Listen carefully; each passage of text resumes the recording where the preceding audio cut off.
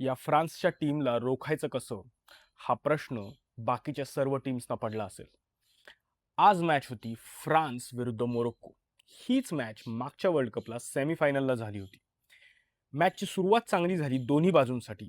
फ्रान्सने consistently attack केले, मात्र मोरोक्कोचा गोलकीपर बोनूने खूप चांगले सेव्हज केले. पहिल्या हाफमध्ये फ्रान्सला एक पेनल्टी मिळाली. एम्बापेने पेनल्टी घेतली आणि चक्क बोनूने तो शॉट अडवला. मात्र सेकंड हाफमध्ये फ्रान्सचं इंजिन खऱ्या अर्थाने सुरू झालं.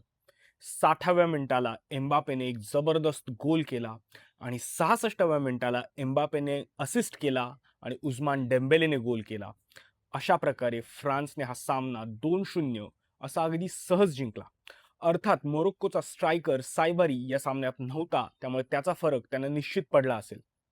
मोरोक्को स्पर्धेबाहेर गेलं आणि त्यांचं सलग दुसऱ्यांदा सेमीफायनलला जाण्याचं स्वप्न भंगलं. याचबरोबर सर्व आफ्रिकन टीम्स या वर्ल्ड कपमधनं बाहेर गेल्यात आणि फ्रान्स सलग तिसऱ्यांदा सेमीफायनलला पोहोचले. एम्बापेने या सामन्यात गोल करून त्याची या वर्ल्ड कपमधली गोल संख्या नेली आहे 8 वर.